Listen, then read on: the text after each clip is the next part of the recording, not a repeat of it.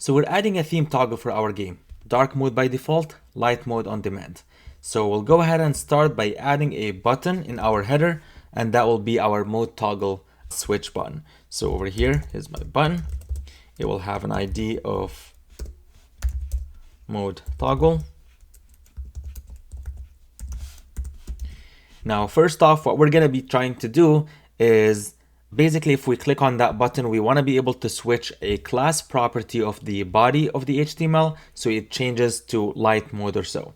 So I'll go into my scripts folder and I'll open that dark mode toggle.js file. So in here, we're going to tap into the toggle button by adding an event listener such that whenever we click on that button, we change the document body class. So it would include a class called light mode, for example.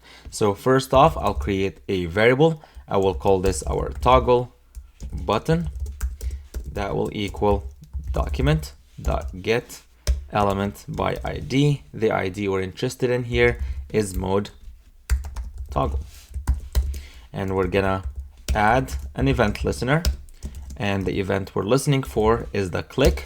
So whenever we click on that, here's the function we would want you to execute. We want to find the document body class list, and we want to toggle.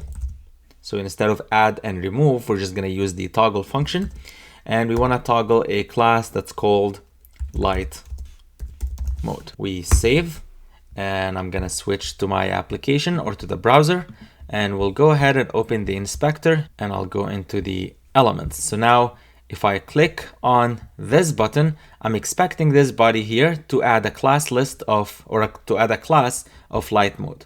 Now we're clicking on it, nothing is happening. Let's go back over here and add a console log of clicked. We save, go back, let's switch to the console over here, click the button, still nothing is happening.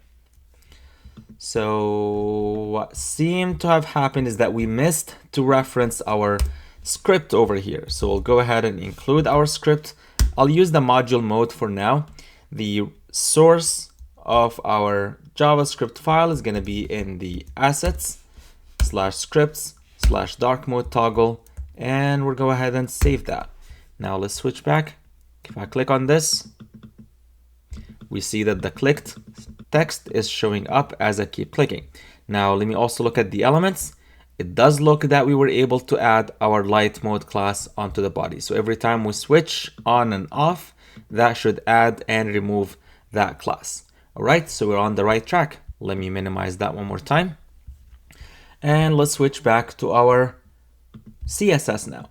So what needs to happen is that whenever we change the class, whenever the body is in the light mode, we want to be able to change those colors. That way the background color would not be this, it will be that instead. So let's go ahead and add a class of light mode.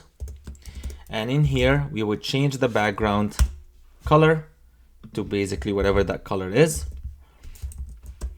And we'll do the same for our text color. So we're basically swapping the background and text colors here. Save that. Now, because we have the light mode enabled, we see that the text and background color has changed. And as we click back and forth, that also applies. Now, as you can see, when we're in the light mode, the text here is kind of ineligible because it's, black on gray is kind of hard to see. So that means we're going to have to also go into each one of those colors and maybe change them slightly so that they also kind of respect or adhere to the theme that we're toggling on and off. Now, that's a lot of values that are hard-coded all over our CSS file.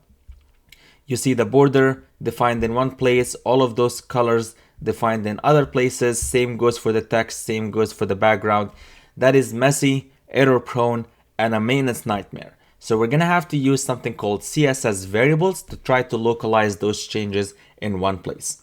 So over here, let me go all the way to the top, and I'm going to define my root variables. Here you can define your variables with any names that you want as long as you start with --. So here is my background, and that'll be this color right here.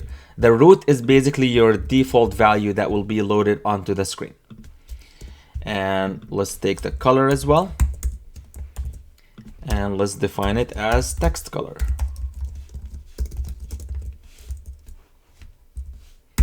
Don't forget the semicolons. Now let's also try to capture all of our state colors here. I'll copy them all. Let's go all the way up here. Here's correct.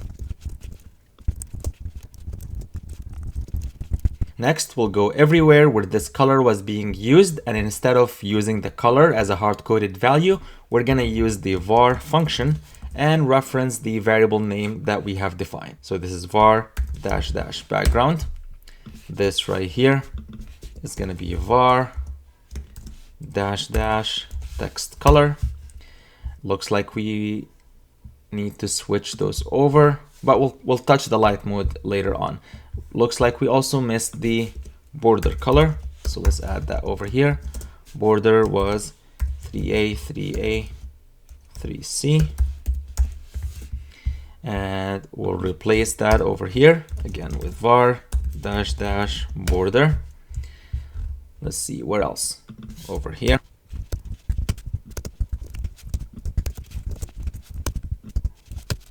All right, so now if we save, none of our code should be impacted. Everything should still be normal as it has been.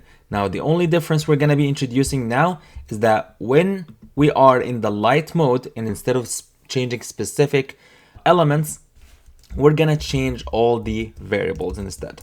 So I'll copy this. Let's go over here, right under the root, just so you can see them side by side.